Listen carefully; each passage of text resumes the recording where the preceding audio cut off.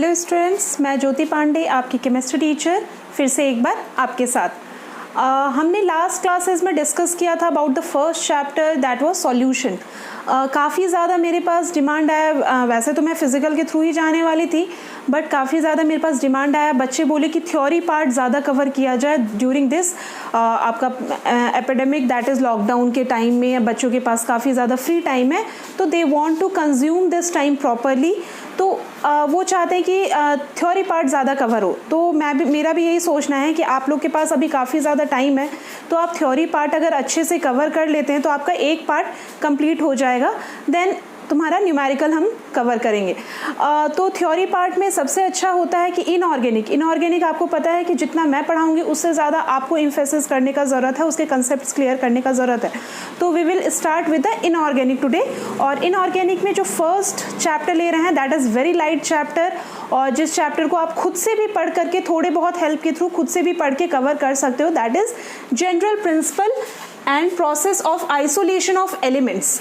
समझो इस चैप्टर में है क्या। बेसिकली हम लोग मेटल्स के बारे में पढ़े, नॉन मेटल्स के बारे में पढ़े क्लास 11 का, बट हमने ये नहीं कहीं हमें पता चला कि आखिर ये मेटल्स नॉन मेटल्स हमारे पास आते क्या हैं। अगर डेली यूजेस में आप देखो तो डेली यूजेस में बहुत सारे ऐसे चीज़ें हैं जो हम लगभग अपने डेली लाइफ में जितने भी चीज़ यूज़ कर रहे हैं, चाहे वो डेली यूजेस में आप व्हीकल्स देख लो, आपके घर में फ़ैन है, maximum of the cheese that is made up of metals और नॉन मेटल्स। तो वो सारे चीज़ आते कहाँ से हैं, वो कहाँ किस तरह से वो जनरेट होते हैं, ये हम लोग इस चैप्टर में पढ़ेंगे। बेसिक क्वेश्चन क्या आता है कि हमारे पास एटमॉस्फेयर, अर्थ क्रस्ट और सी, उनके अंदर ढेर सारे एलिमेंट्स हैं। तो वो सारे एलिमेंट्स बेसिकली मेरे पास एलिमेंट दो स्टेट में पाया जाता है, एक फ्री स्टेट और एक कंबाइंड स्टेट। फ्री स्टेट में एलिमेंट्स हैं जैसे मेरा कार्बन हो गया, तो कुछ मेटल्स जो हैं, कुछ एलिमेंट्स जो हैं वो फ्री स्टेट में आपको मिल जाते हैं, बट कुछ एलिमेंट जो हैं they never can be exist in free state. तो उन सारे एलिमेंट्स के लिए हमें उनका एक्सट्रैक्शन करना पड़ता है। एक्सट्रैक्शन करके अब जब एक्सट्रैक्शन किए तो वो प्योर फॉर्म में तो होता नहीं है, तो उसको हमने डिफरेंट मेथड के थ्रू प्योर मेटल या नॉन मेटल उसमें से एक्सट्रैक्ट करना पड़ता है। Now we will see which all topics we have to discuss in this chapter, that is general principles and isolation, process of isolation of elements। ठीक है, तो first जो चैप्टर है पहले हमने ये देखना है, we have to see that कि एलिमेंट्स किस किस परसेंटेज में और कहाँ कहाँ हमें पाए जाता है, that is occurrence of metals, किस किस जगह में ज़्यादा किस जगह में कम है। ठीक है, अब मेन जो है मेटल्स, ठीक है, हमें यहाँ पे बेसिकली मेटल्स नॉन मेटल्स दोनों कवर करना है, बट मेटल्स में हम ज़्यादा इम्फेसिस किए हैं बिकॉज वो हमारे यूज़ का ज़्यादा है। ठीक है, तो हमें ये देखना है कि मेटल्स कौन कौन से किस कहाँ है, जो मेटल्स का ऑक्यूरेंस कैसा है, कौन सा मेटल ज़्यादा ऑक्यूर करता है, कौन सा मेटल कम मिलता है, किस जगह में कैसा मेटल पाया जाता है। फिर हमें मेटलर्जिकल प्रोसेस देखना है। मेटलर्जिकल मतलब क्या होता है कि किस तरह से उसका हम एक्सट्रैक्शन कर रहे हैं या किस तरह से उसको कहाँ से हम निकाल रहे हैं, और निकाल रहे हैं तो उसके बाद कौन कौन सा प्रोसेस। अब जो हमें बेसिकली ये एलिमेंट्स मिले, अब एलिमेंट से हमने क्या करना है, ये मेटल निकालना है। ठीक है, एलिमेंट से जब मेटल निकालना है तो उसके लिए हमें क्या चाहिए, उसका हमने एलिमेंट का बेसिकली ये जो मेटलर्जिकल प्रोसेस होता है उसमें हमके मेटल एक्सट्रैक्शन के लिए हमें प्योर फॉर्म में मेटल्स नहीं मिलता। अगर अर्थ क्रस्ट से मान लो हम कोई भी आयरन निकाल रहे हैं तो आयरन कभी भी प्योर फॉर्म में हमें नहीं मिलता है, उसमें ढेर सारे इम्प्योरिटीज, अलग अलग एलिमेंट मिक्सचर्स होते हैं। तो उन सबको अलग करने के लिए, उन सबको पहले तो इम्प्योरिटीज रिमूव करने के लिए हमें मेटलर्जी करना पड़ता है। ठीक है, अब मेटलर्जिकल में डिफरेंट प्रोसेस है, डिफरेंट प्रोसेस में हम 4 प्रोसेस पढ़ेंगे किस तरह से उसका मेटलर्जिकल प्रोसेस होता है। फिर नेक्स्ट है मेरा extraction of crude metal. Crude metal मतलब जो मेरा बेसिक मेटल है, जिस चीज़ का हमें ज़रूरत है, जिसको हम उस ओर में से बाहर निकालेंगे, तो उसका एक्सट्रैक्शन कैसे करते हैं वो हम कवर करेंगे। Then principles of metallurgy, there are different principles of metallurgy, उसको डिस्कस करेंगे। फिर एक मेरे पास कंसेप्ट है पायरोमेटलर्जी और उसके एप्लीकेशन, इन दोनों को हम डिस्कस करेंगे। देन इलेक्ट्रोकेमिकल प्रोसेस की, इलेक्ट्रोकेमिकल प्रोसेस के थ्रू हम मेटलर्जी कैसे कर सकते हैं। और लास्ट फिर हम पढ़ेंगे extraction of non metal. Extraction of non metal के बाद फिर कुछ छोटे छोटे टॉपिक्स है, जैसे तुम्हारा रेसिडुअल और कुछ कुछ छोटे छोटे टॉपिक्स हैं जो हम कवर करेंगे, ठीक है। Now we will discuss the first topic that is occurrence of element. Occurrence of element जब हम देख रहे हैं तो उसमें बेसिकली जो मेटल ऑकर करता है, वो एलिमेंट्स जो ऑकर करता है वो मेनली दो स्टेट में ऑकर करता है, दैट इज फ्री स्टेट जिसको हम नेटिव स्टेट भी बोलते हैं, और second that is combined state जो कंपाउंड्स भी कहलाता है, जो कंपाउंड्स के बेसिकली कंपाउंड के फॉर्म में होता है। तो नेटिव स्टेट में वो सारे एलिमेंट्स मेरे अगर होते हैं जो तुम्हारा मॉइस्चर से, एटमॉस्फेयर से, कार्बन डाइऑक्साइड से, ऑक्सीजन से, ये सब से अटैक हो तो कोई उस पर कोई भी ऐसा असर ना पड़े, कोई भी उसमें रिएक्शंस ना हो। तो कौन कौन से एलिमेंट्स हैं मेरे? कार्बन है, सल्फर है, गोल्ड है, प्लैटिनम है, नोबल गैसेस है, ये सारे एलिमेंट्स होते हैं जो नेटिव होते हैं, जो बेसिकली किसी से कंबाइन नहीं करता है और वो फ्री स्टेट में मेरे को एज इट इज हम एक्सट्रैक्ट कर सकते हैं, ठीक है। फिर कंबाइंड स्टेट में क्या होता है? कंबाइंड स्टेट में वो सारे एलिमेंट्स आ जाते हैं जो बेसिकली इन मॉइस्चर से, एयर से और ऑक्सीजन से, इन सब से इफेक्ट होते हैं, वाटर से, इन सब से इफेक्ट होते हैं। तो उन सब से इफेक्ट होने के बाद वो बेसिकली कंबाइंड फॉर्म में, कंपाउंड के फॉर्म में हमें मिलते हैं। तो कंपाउंड के फॉर्म में जब मिलते हैं तो बेसिकली हमारे पास क्या होता है, दो नॉन मेटल्स के केस में वो जब भी रहेगा तो रिड्यूस्ड फॉर्म में रहता है, यानी कि इलेक्ट्रॉन गेन करके वो बेसिकली रहता है। तो ज़्यादातर इसमें हैलोजेंस हमें देखने मिलेंगे, that is chlorine, bromine, iodine, ठीक है, और जितने भी है फ्लोरीन, ये सारे हमें रिड्यूस्ड फॉर्म में, नॉन मेटल्स कंबाइंड फॉर्म में मिलेंगे किसी ना किसी एलिमेंट के साथ। फिर मेटल्स के बारे में अगर बात करें तो मेटल बेसिकली तुम्हारा ऑक्सीडाइज्ड फॉर्म में होता है, और वो ऑक्सीडाइज्ड फॉर्म में जब हम बात कर रहे हैं तो ऑक्सीडाइज्ड फॉर्म में वो क्या हो रहा है, वो डिफरेंट ऑक्सीजन के साथ वो कंबाइन करके और वो डिफरेंट कंपाउंड फॉर्म कर देता है, जैसे Fe2O3, फिर Al2O3, SnO3, तो डिफरेंट कंपाउंड्स फॉर्म में तुम्हें दिखेगा। अब जहाँ ये फ्री स्टेट है उसका एक्सट्रैक्शन तो फिर भी तुम्हारा इजी है, बट हम जब बात करते हैं कंबाइंड स्टेट में, तो कंबाइंड स्टेट में जो कंपाउंड्स है उनको एक्सट्रैक्ट करने के लिए बहुत सारे प्रोसेसेस के थ्रू उसको मूव करना पड़ता है, बहुत सारे प्रोसेसेस के थ्रू उसको गो थ्रू होना पड़ता है। तो we will go through all those. Now we will discuss occurrence of metals and occurrence of metals, यानी कि जो मेरे पास मेटल्स है वो कहाँ कहाँ और कैसे पाया जाता है, और उसमें हम देखेंगे कि मिनरल्स और ओर्स के फॉर्म में किस तरह से वो पाया जाता है। तो जब भी हम मिनरल्स की बात कर रहे हैं तो जो भी नेचुरली अकरिंग जितने भी मेरे सब्सटेंसेस है जो तुम्हारे फॉर्म हो रहे हैं विथ मेटल्स जो अकर कर रहे हैं इनसाइड द अर्थ क्रस्ट, ठीक है, उसको हम विथ द इम्प्योरिटीज़, मतलब अलग अलग इम्प्योरिटीज़ के साथ जो आ रहे हैं उसको हम क्या कहते हैं? मिनरल्स कहते हैं।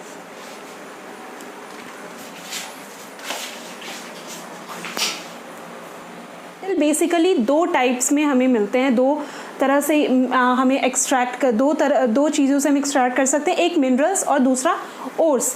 तो सबसे पहले हम समझते हैं कि मिनरल्स क्या होता है। तो जो भी मेरा केमिकल सब्सटेंसेस है, basically naturally occurring chemical substances जो है, जो डिफरेंट एलिमेंट्स के साथ अर्थ क्रस्ट में हमें मिलता है विथ द इम्प्योरिटीज़ भी काफ़ी ज़्यादा होते हैं उसमें, ठीक है, with the impurities those are minerals. यहाँ देखो मैंने डेफिनेशन लिखा हुआ है, naturally occurring chemical substances in form of which the metals occur in the earth crust, earth along with the impurities are called mineral।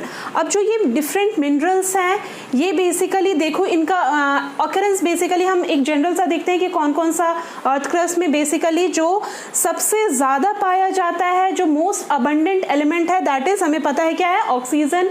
वो एक ग्राफ बनाया मैंने, देखो यहाँ पे pie chart, that is 46.6%। Second जो है दैट इज़ सिलिकॉन 27.7%, और थर्ड जो है दैट इज़ उसमें आता है मेरा मेटल्स। तो मेटल्स में डिफरेंट मेटल्स का डिफरेंट परसेंटेज है। एल्युमिनियम जो है that is third most abundant metal, या फिर एबंडेंट एलिमेंट बोलो कि third most abundant element in the earth crust, तो वो हमें 8.3%। फिर iron that is 4.7%, calcium 3.6%, sodium 2.8%, potassium 2.6% और बहुत सारे हैं, बुक में आपको सारा मिल जाएगा। फिर यहाँ अदर्स में कौन सा आ गया, अदर्स में मेरे नॉन मेटल्स, नॉन मेटल्स में सबसे ज़्यादा कौन सा होता है, हाइड्रोजन, ठीक है। तो नॉन मेटल्स में यहाँ पे बाकी जो है अदर्स नॉन मेटल्स में को यहाँ पे मिलेंगे। तो ये था अकरेंस में मिनरल्स की बात। अब जब हम ओर्स की बात कर रहे हैं तो ओर्स देखो क्या होता है, let me rub this.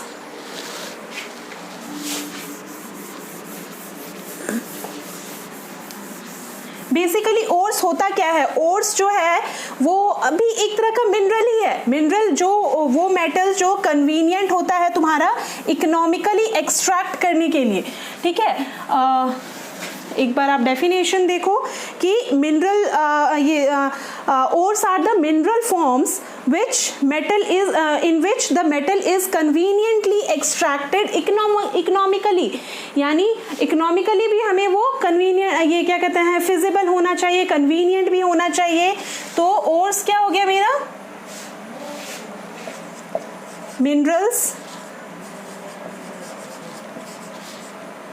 from which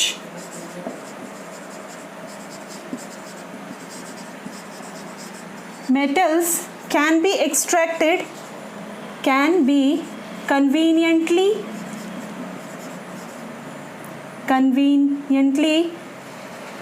and economically extracted from the earth crust, ठीक है। तो दिस इज ओर्स।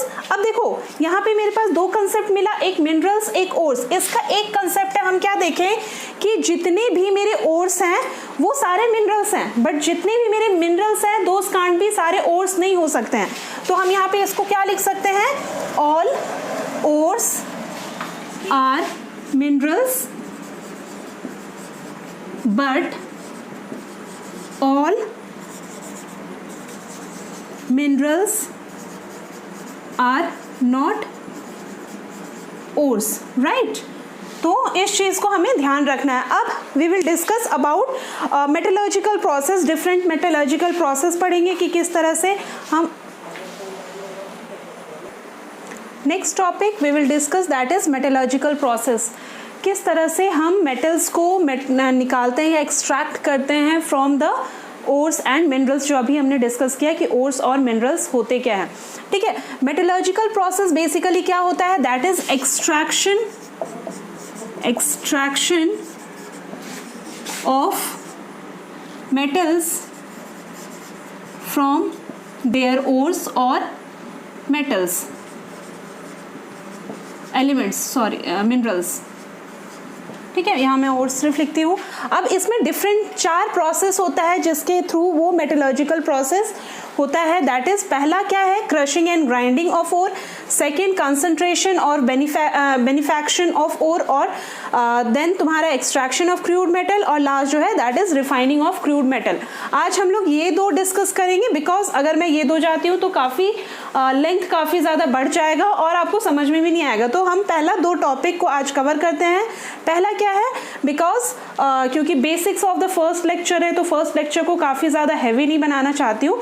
तो फर्स्ट मेथड है that is very easy method, उसको हम crushing and grinding of ore कहते हैं। इसमें क्या होता है, बेसिकली जो हमारा ओर्स होता है वो बड़े बड़े बेसिकली बोलो तो स्मॉल, ये क्या कहते हैं, बड़े बड़े पार्ट्स में, बड़े बड़े ये फॉर्म में होता है, और उसको हम क्या वहाँ से फिर एक्सट्रैक्ट नहीं कर सकते। तो उसको हम क्या करते हैं, पहले उसको ग्राइंड करते हैं क्रश करके, और फिर उसको छोटे छोटे पार्टिकल्स में चेंज करते हैं, फिर उसको ग्राइंड करके और छोटे पार्टिकल्स में एकदम पाउडर्ड फॉर्म में करते हैं, और तब उसको फर्दर हम प्रोसेस करते हैं। तो यहाँ पे बेसिकली जो क्रशिंग होता है वो हम मिल के थ्रू क्रशिंग करते हैं। दैट इज, जब ओर्स जो है वो बिग लम्प्स में जो ओर्स है उसको हम स्मॉल पीसेस में ब्रेक करते हैं, जिसको हम crushing and grinding of ore कहते हैं। जब वो क्रशिंग और ग्राइंडिंग ऑफ ओर हो जाता है तब हमें क्या है, उन सारे स्मॉल पीसेस को और ज़्यादा रिड्यूस करते हैं into a fine powdered form, जिसको हम क्या कहते हैं, पल्वराइजेशन, ठीक है। और ये पल्वराइजेशन किसके थ्रू होता है, थ्रू बॉल मिल या फिर तुम्हारा स्टैम्प मिल के थ्रू, ठीक है। ध्यान रखना, पहले हम क्या करते हैं, उसको स्मॉल छोटे छोटे टुकड़ों में बांटते हैं क्रशिंग और ग्राइंडिंग के थ्रू, और जब वो हो जाता है तो उसको हम पाउडर्ड फॉर्म में चेंज करते हैं, किसके थ्रू? पल्वराइजेशन के थ्रू। ठीक है, पल्वराइजेशन वाया बॉल मिल और स्टैम्प मिल। जब वो पूरे पाउडर्ड फॉर्म में हो जाता है तब उसका हम कंसंट्रेशन और उसका बेनिफैक्शन ऑफ ओर करते हैं। तो बेसिकली यहाँ पे क्या हो रहा है, यहाँ पे जब हम बात कर रहे हैं तुम्हारा और जो मेरा अर्थ क्रस्ट से ऑब्टेन हुआ वो उसमें बहुत सारे अर्थली और सिलिकियस इम्प्योरिटीज प्रेजेंट होते हैं। तो उन सारे इम्प्योरिटीज को हम क्या कहते हैं? तुम्हारा गॉन्ज या फिर मैट्रिक्स।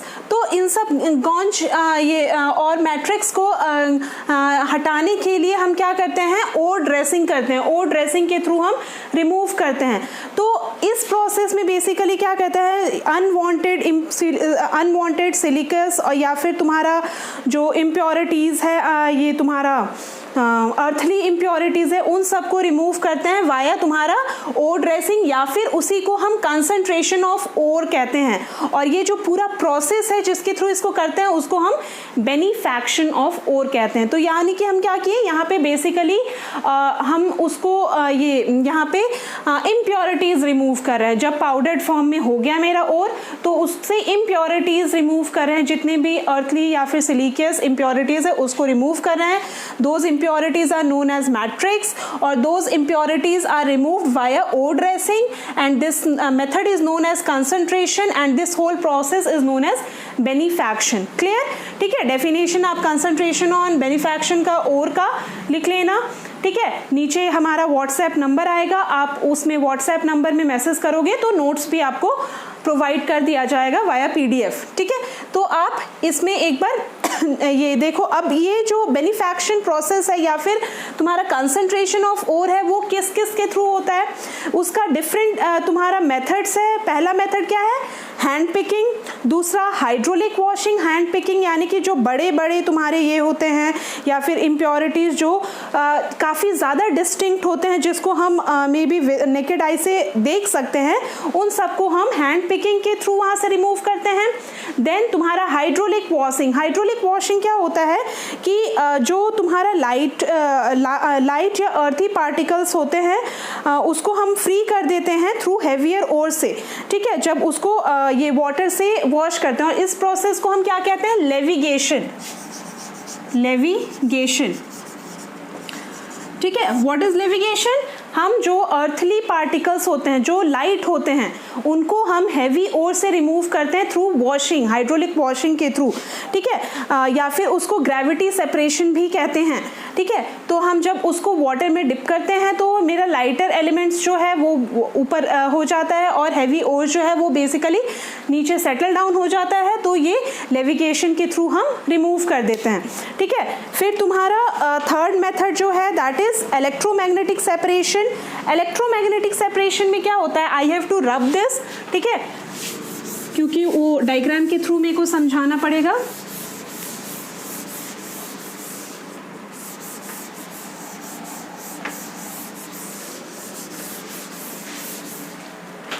तो यहां देखो, इसमें क्या होता है तुम्हारा,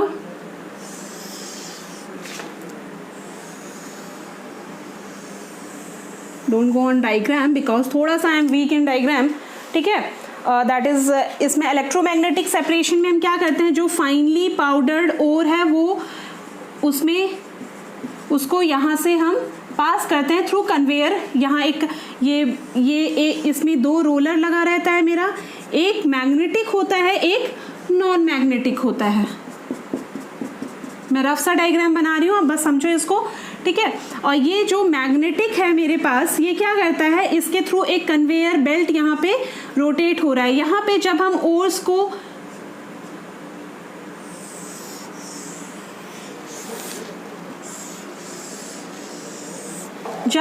को हमने यहाँ से डाला तो ये क्या है, कन्वेयर बेल्ट के थ्रू यहाँ मूव हो रहा है। मूव होने पे क्या हो रहा है, यहाँ पे जो जितने भी ओर्स मेरे मैग्नेटिक ओर्स हैं वो क्या होगा, वो यहाँ पे जो नॉन मैग्नेटिक इम्प्योरिटीज हैं वो यहाँ पे गिर जाएंगे और यहाँ पे लंप बन जाएगा कुछ इस तरह से। ठीक है, और जो जितने मैग्नेटिक सोर्स हैं वो कुछ देर के बाद थोड़ा आगे जाके यहाँ पे लंप बनाएगा, ठीक है। तो हमें क्या है, मैग्नेटिक ओर जो रहेगा वो मेरा इम्प्योरिटीज से सेपरेट हो जाएगा, ठीक है। तो दिस इज, ये इस तरह से इलेक्ट्रोमैग्नेटिक सेपरेशन होता है। जैसे इसमें बेसिकली तुम्हारा Fe2O3, ठीक है, सॉरी Fe3O4 इन सब का, फिर तुम्हारा SnO2 इन सब का सेपरेशन, MnO2 इन सब का हम सेपरेशन इसके थ्रू करते हैं। फिर नेक्स्ट है तुम्हारा फोर्थ फ्लोटेशन प्रोसेस। रब द डायग्राम।